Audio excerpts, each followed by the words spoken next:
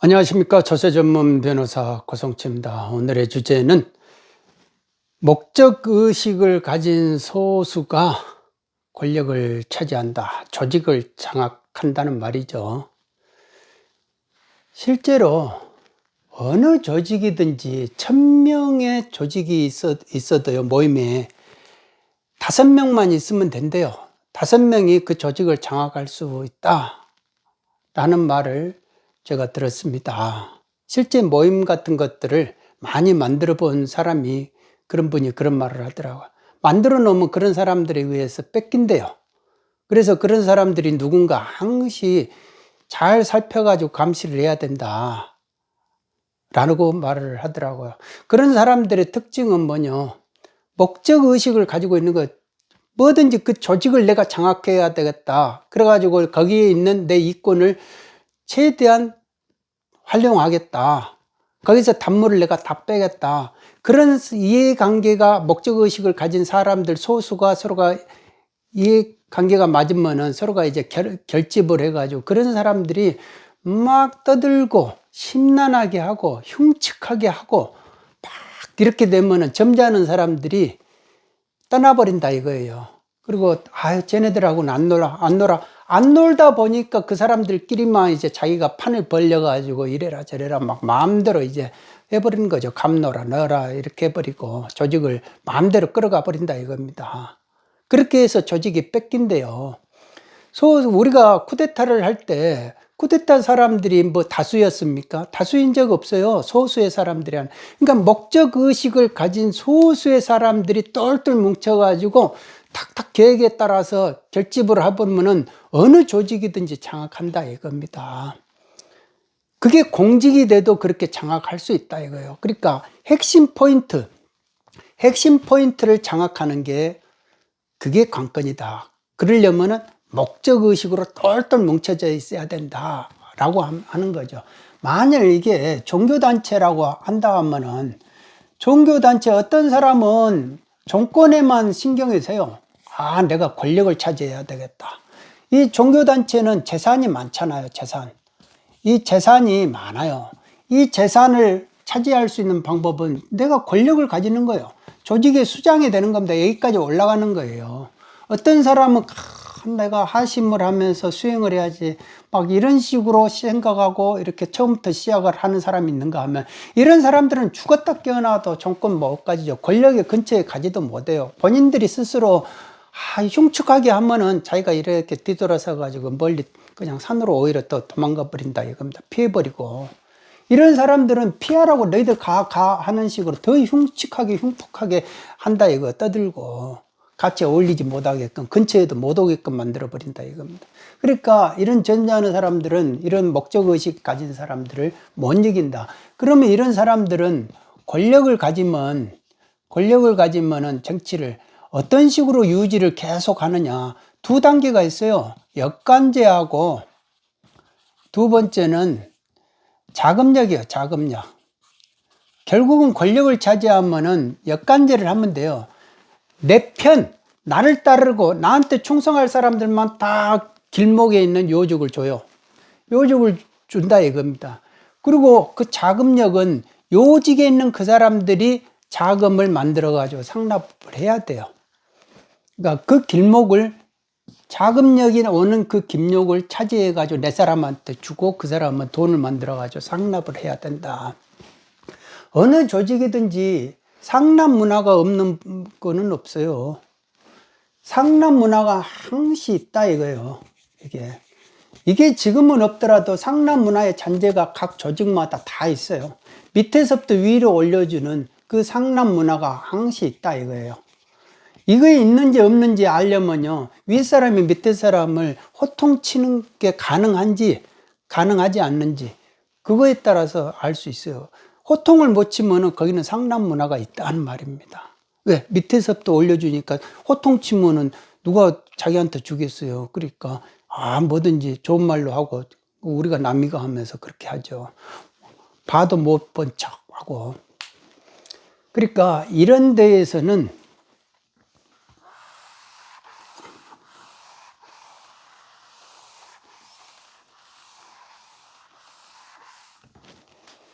아주 처세가 중요하죠.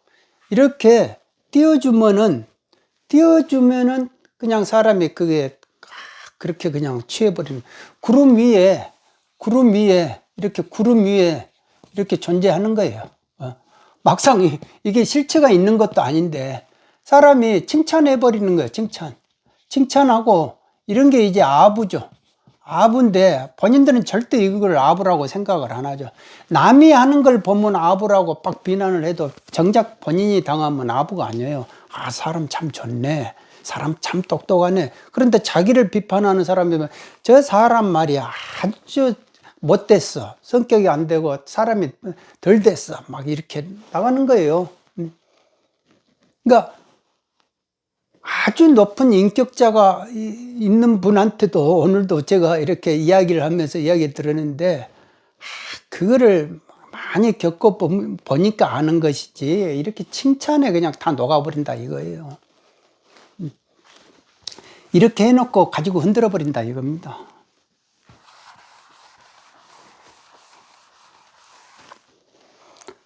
목적의식을 가져야만이 정치가 해요. 정치를. 사람은 이렇게 재물이 많은 거를 원하잖아요. 다다다다다 이렇게. 재물이 많은 걸 원해요. 그리고 이것도 목적의식을 가져야 돈이라는 걸 벌죠.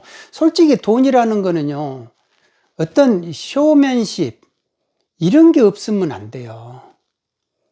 사람이 그냥 진실하니까, 아, 내가 만일 내가 책을 냈다, 읽어서 도움이 되면 사겠지. 하지만은 그렇게 해가지고는 안 돼요. 그냥 이렇게 옆에서 도와줘가지고 막 홍보하고 띄워줘야 된다. 그런 거 있듯이 사람이 하는 척하고 하는 채 하려면은 그런 옆에서 그게 거품이 상당히 중요하다. 그게 이제 물론 이제 홍보라고 표현이 되지만은 그런 게 항시 필요하듯이, 그게 뭐냐, 목적의식이 있는 거예요. 팔기 위해서. 그러니까 사기성이 항시 좀 들어가야, 거품이 들어가야 그런 게 재물도 모아지고. 색도 마찬가지예요. 사람이라는 거는 다 재물도 다가 많은 거 좋지만 색도 많은 거 좋은 거예요. 가령 이제 어떤 남자가 있다 이거예요. 그러면 이쪽에가 처가 있죠. 처가 이렇게 배우자 관계가 있다 이거예요. 근데 남자가 자꾸 이제 많은 걸 좋으니까 여자를 이렇게 만나요. 그러면 이 한 사람만 만나냐? 또 이렇게 만나고 또 이렇게 만나고, 정은 안 주더라도 이렇게 관계는 한다 이거예요. 그러면 아내 모르게 이렇게 하면은 이 사람들은 이 사람을 뭐 하려고 따르겠냐 이거예요. 사랑 때문에? 사랑? 이거는 말이 사랑이지. 사랑이라는 개념이 있어요? 손잡아 봤냐고요. 사랑이라는 거는 그야말로 지고지순해야 되는데, 어느 딱 거기에 유일한 사람이어야 되는 거예요. 근데 이 여자들 입장에서도 남 이렇게 계속 이렇게 찾아다니잖아요. 그러면 그것이 아니죠. 그러니까 목적의식을 가지고 있다 이겁니다. 서로가 만남의 자체에서 목적의식을 가지고 있어요. 그러니까 재물이 없으면은 서로가 만나겠냐 이거예요. 이쪽은 재물이 없더라도 남자가 뭔가가 색에 의해 가지고 끌려가지고 이렇게 할 수는 있어도 재물이 없는 사람을 쉽게 만나지겠느냐. 그러니까 목적의식을 가지고 접근을 하면은 이 사람의 돈이 이쪽으로 와야 된다 이거예요. 결국은 올 수밖에 없다. 그런데 이게 사실혼 관계, 이런 식으로 사실혼 관계면은 생전에 어떻게 꼬임을 하고 뭐를 이렇게 막 칭찬하고 뭐를 잘해줘 가지고 결국은 주머니에 있는 돈이 오게끔 만드는데, 어느 날 갑자기 이제 서로가 헤어져 버리고 이래 버리면은, 이 남자가 가버리면은 이 여자 입장에서는 뭐라도 유책 배우자니까, 사실혼 배우자도 부당 파기자에 대해서 그 재산 분할 청구권도 있어요. 위자료 청구권도 있고. 근데 어느 날 갑자기 이 사람이 죽어버렸다. 그럼 아무것도 없어요. 권리가 없어요. 그러니까 본처가 다 가지고 간다 이겁니다. 그래서 이 사람 같은 경우는 이 사람 사이에 항시 자식을 가지려 하죠. 자식을 가지려 한다. 왜? 자식은 상속권이 있기 때문에. 그래서 자식을 통해 가지고 이 사람의 재산을 그래도 가지고 오려고 하는 그런 게 있죠. 그러니까 이런 목적의식을 가져야만이 나중에 이 재산이라도 가져오지. 안 그러고 있으면은 언제든지 호봉송에 바람이 돼버릴 수 있다 이거예요. 뜬구름처럼 가버릴 수 있다라는 겁니다. 그러니까 그렇게 되는데 나중에는 그러면은 결국은 이 사람이 애첩이니까 애가 있으니까 애첩일 거 아니에요. 여기는 첩의 존재들이죠. 여기는 본초고 여기는 애첩들이고, 근데 애첩은 딱 한 명일 거 아니에요. 마지막 애첩이 자식이 있으면은 애첩이 되는 거예요. 그러면 상속권이 있는데 이 본처의 입장에서는 성질 나는 거예요. 왜 그러냐면은 상속세를 자기가 내게끔 이 사람이 가지고 간 상속세를 이 사람이 낸다 이거예요. 애첩이 가지고 간, 자식이 가지고 간 거는 드러나지만 애첩이 뭐 아파트든지 뭐든지 이렇게 이 사람이 생전에 가지고 갔던 그 돈에 대해서는 알 수가 없는 거잖아요. 그런데 남자 이거를 상속세 조사를 하다가 보면 항시 돈이 빈 게 있어요. 뭉텅이가 어디로 빠진 게 있다 이겁니다. 그러면 이게 그걸 출처불명으로 해가지고 이 본처 재산을 상속 재산으로 만들어버리고 그 상속세 가세해버리잖아요. 그러니까 결국은 나중에 보면은 어마어마하게 화를 내요. 결국은 애척껏 그 상속세를 내가 대신 내줬다라는 이런 식이 되는 거죠. 그렇게 되면은 괴로운 일이 생기고, 나중에는 이런 사실이 이런 관계가 있다는 사실을 알게 되면 본처는 마음이 떠나죠. 떠나니까 남자는 말년에 본처로부터 뭐 제대로 된 대우를 못 받죠. 그런다 해가지고 이 사람한테 대우를 받느냐? 그건 아니죠. 목적의식을 달성하고 나면 이 사람들도 가버리죠. 그러니까 양쪽에서 다 버림받는 존재가 된다. 재력이 아무리 많이 있다 한들 죽을 때는 허망하게 자기가 운전기사에 의해 가지고 병원 가자마자 죽은 사람도 실제로 제가 봤어요. 그러니까 양쪽에 다 버림받아 가지고 이 사람하고 같이 사는데 본처한테 버림받고 이렇게 같이 사는데 여자는 나중에 골프 치러 나가버렸고, 자기가 몸이 아파가지고 운전기사한테 병원 가자 해가지고 병원 도착해가지고 응급실에서 죽었다 이거죠. 그러니까 그렇게 쓸쓸하게 죽더라라는 겁니다.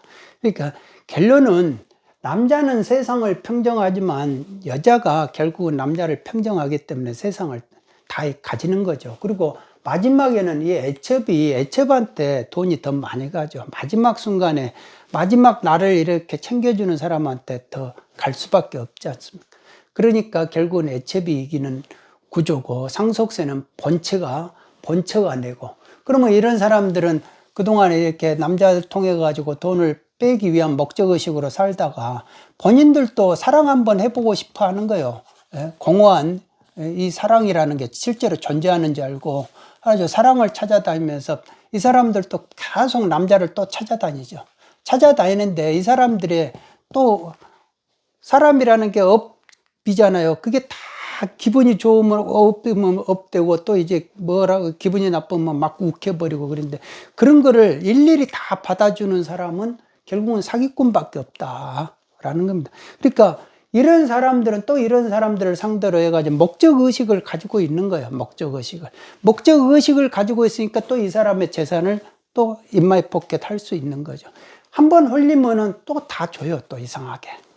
그러니까 술집에서 어렵게 돈 번 돈을 그렇게 벌었는데 너무 쉽게 벌어가지고 뭉텅이로 벌으면은 그게 또 그렇게도 잘 나간대요. 쓰는 거를 그렇게 팍팍 써버린대요. 그러니까 아파트 어느 마담이 그러더라고. 아파트 조그만 거 한 채 가지고 있다면 진짜 그 사람은 알뜰살뜰 모은 거래요. 그만큼 모으기가 힘들다. 그만큼 허프로 이렇게 쉽게 들어온 돈은 또 쉽게 나간다 하더라 이거죠.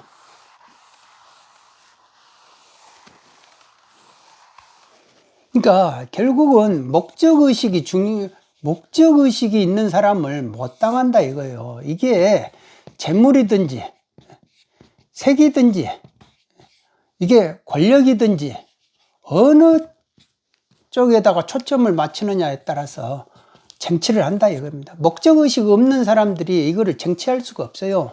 그냥 술에 술 탄 듯 물에 물 탄 듯 그렇게 될 수가 없다.